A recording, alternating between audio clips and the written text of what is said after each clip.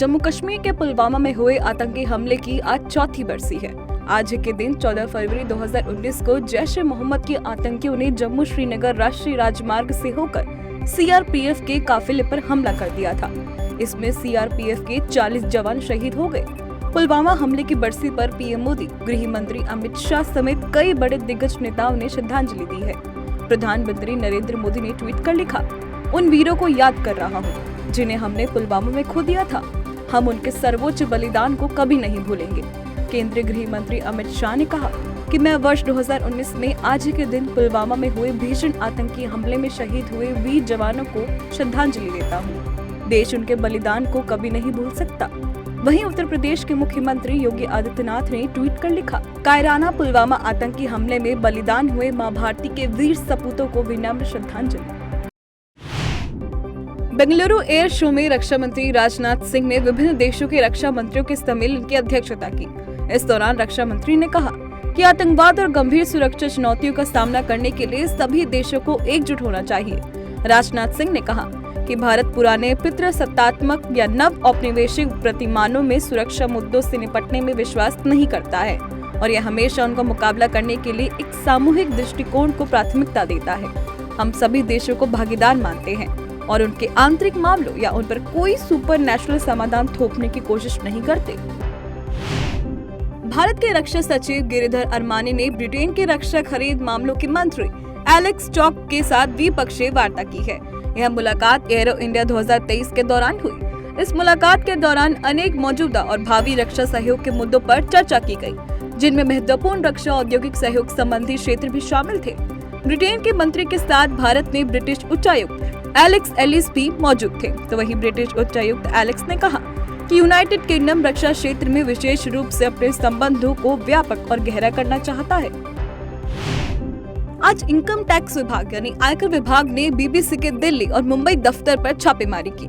इस छापेमारी को लेकर कांग्रेस और विपक्षी दलों ने बीजेपी पर निशाना साधा और कार्रवाई पर सवाल उठाए। इस पर पलटवार करते हुए बीजेपी प्रवक्ता गौरव भाटिया ने प्रेस कॉन्फ्रेंस कर कहा कि कांग्रेस को ये याद रखना चाहिए कि पूर्व प्रधानमंत्री इंदिरा गांधी ने बीबीसी पर प्रतिबंध लगाया था।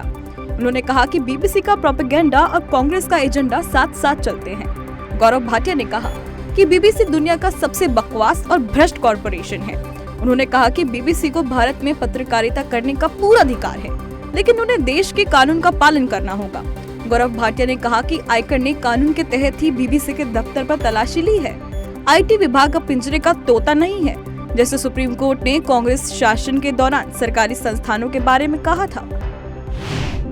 G20 की बैठक में केंद्रीय नागरिक उड्डयन मंत्री ज्योतिरादित्य सिंधिया ने कहा कि सरकार कृषि उड़ान योजना से देश के 21 और हवाई अड्डों को जोड़ना चाहती है, ताकि जल्दी खराब होने वाले कृषि, बागवानी और मत्स्य उत्पादों का तेज रफ्तार हवाई परिवहन सुनिश्चित किया जा सके।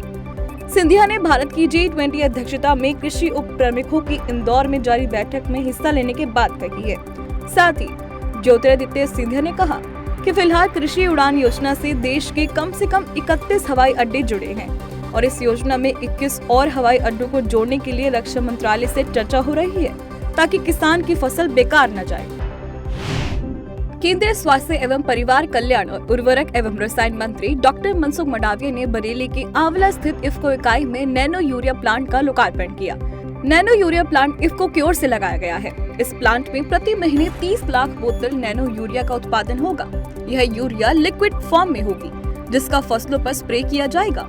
वहीं इस मौके पर मनसुख मंडाविया ने कहा कि नैनो यूरिया की 500 मिलीलीटर की एक बोतल दानेदार यूरिया की एक बोरी के बराबर होती है। इसका दूसरा फायदा है, यह प्रदूषण का समाधान भी करती है। भारतीय वैज्ञानिक द्वारा रिसर्च किया गया नैनो यूरिया किसानों के लिए वरदान साबित होगा। केंद्रीय गृह मंत्री अमित शाह ने समाचार एजेंसी ANI को दिए साक्षात्कार में कई अहम सवालों के जवाब दिए और जम्मू कश्मीर में बोलते हुए कहा कि जम्मू कश्मीर में आज जिस तेज गति से विकास कार्य हो रहा है वो सरकार की एक बड़ी उपलब्धि है। इसके साथ ही अमित शाह ने आतंकवाद को लेकर विपक्ष को आड़े हाथों लिया और शाह ने पूछा कि विपक्ष बताए किसके कार्यकाल में आतंकवाद बढ़ा, किसने इसे बढ़ने दिया। इसका जवाब विपक्ष के पास होना चाहिए।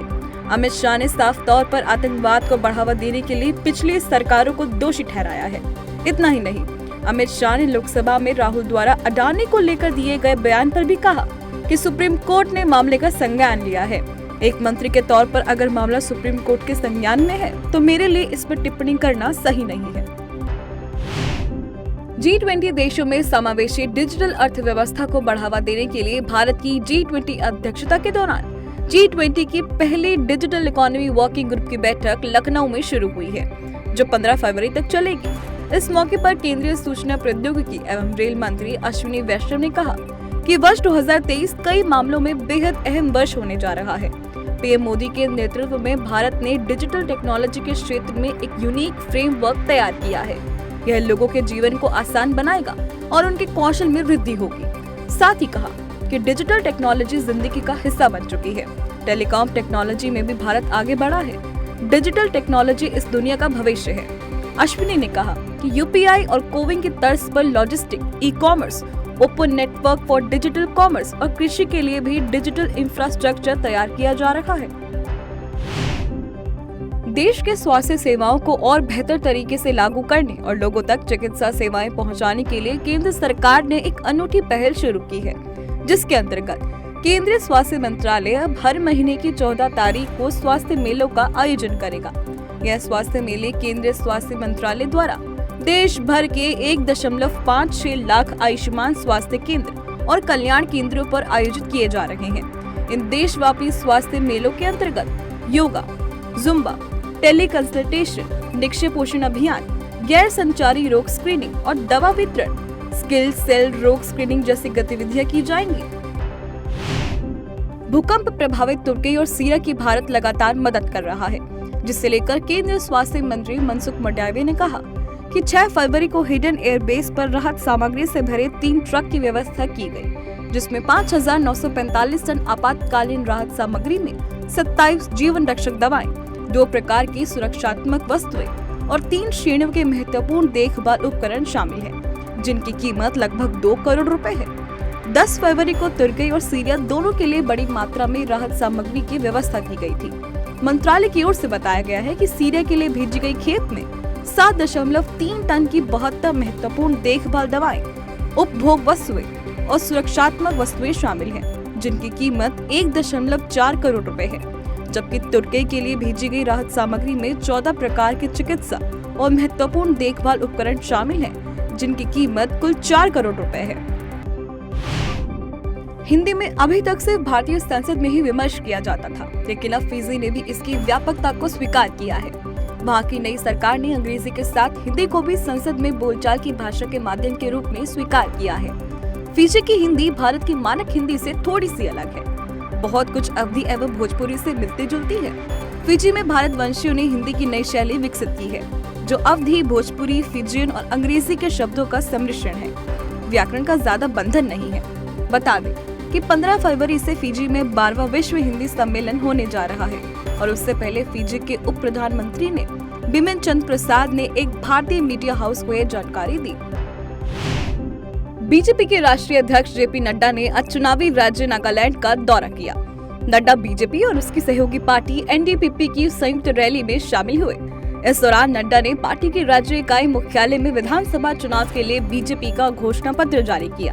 बता दें कि बीजेपी और एनडीपीपी मिलकर विधानसभा चुनाव लड़ रहे हैं। बीजेपी जहां 20 सीटों पर चुनाव लड़ रही है, वहीं एनडीपीपी 40 सीटों पर चुनाव लड़ रही है। इस दौरान जेपी नड्डा ने विपक्ष पर निशाना साधते हुए कहा कि 5 वर्ष पहले यहाँ की सरकारें बंद, ब्लॉकडेस, उग्रवाद, अपहरण और लक्षित हत्या के लिए जानी जाती थी, लेकिन निफ्यू रियो के गतिशील नेतृत्व में हम एक स्थिर सरकार बनाने में सक्षम थे और हम कह सकते हैं कि यह शांति, समृद्धि और विकास का स्थान है। केंद्रीय गृह एवं सहकारिता मंत्री अमित शाह हरियाणा के 1 दिवसीय दौरे पर करनाल में हरियाणा पुलिस अकादमी पहुंचे, जहां मधुबन पुलिस अकादमी में अमित शाह ने हरियाणा पुलिस को राष्ट्रपति कलर प्रदान किया। इसके साथ ही शाह ने हरियाणा पुलिस की कॉफी टेबल बुक का विमोचन किया। इस मौके पर गृह मंत्री अमित शाह ने कहा कि यह मेरे लिए भी गौरव का क्षण है। मुझे हरियाणा पुलिस को राष्ट्रपति कलर देने का मौका मिला। उन्होंने कहा कि हरियाणा पुलिस जैसी धाकड़ पुलिस के लिए सम्मान देने का काम मैंने किया है। ये मेरे लिए बहुत खुशी की बात है। हरियाणा पुलिस हर चीज में सबसे आगे है। उन्होंने कहा कि जिस तरह से कोरोना काल में हरियाणा पुलिस ने अपनी जान की परवाह किए बिना जनता की हर मुसीबत में सहायता की है, विपरीत परिस्थितियों में भी आपने लोगों की सहायता की है, वह सराहनीय है। भारत में डिजिटल ट्रांजैक्शन में बड़ा बदलाव आया है और पिछले 4 वर्षों में इनमें 50 गुना की बढ़ोतरी हुई है। देश में लोग जमकर यूपीआई से लेन देन कर रहे हैं। केंद्रीय वित्त राज्य मंत्री भागवत किसान राव कराड ने लोकसभा में जानकारी देते हुए बताया कि वित्त वर्ष 2021 से 22 में रजिस्टर्ड यूपीआई ट्रांजैक्शन 45 अरब थे, जो पिछले 3 वर्षों में 8 गुना बढ़ोतरी और पिछले 4 वर्षों में 50 गुना वृद्धि को दिखाता है। भागवत किसान राव कराड ने कहा कि 2018-19 से पिछले 4 वर्षों के दौरान डिजिटल भुगतान की मात्रा में 200% से अधिक की वृद्धि हुई है। एप्पल के आपूर्तिकर्ता फिनलैंड की सालकॉम कंपनी अब भारत में 3 वर्षों में कर्मचारियों की संख्या बढ़ाकर 25,000 करेगी। फिलहाल चेन्नई के इसके कारखाने में 12,000 कर्मचारी हैं। कारखाने में 85% कर्मचारी महिलाएं हैं। कंपनी ने कहा वह एक हाउसिंग कॉम्प्लेक्स स्थापित कर रही है। इसमें मनोरंजन और शिक्षा के लिए 15,000 लोगों को प्रशिक्षण दिया जा सकेगा। बता दें कि भारत में आईफोन बनाने वाली एप्पल की 3 आपूर्तिकर्ता है। इसमें फॉक्सकॉन, मेगाट्रॉन और विस्ट्रॉन है, जिसके अनुसार 2025 तक एप्पल का हर चौथा फोन व 25% इसके अन्य उत्पाद भारत में बनेंगे। बता दें कि आईफोन बनाने वाली कंपनियां अब चीन से निकलकर भारत की ओर रुख कर रही हैं।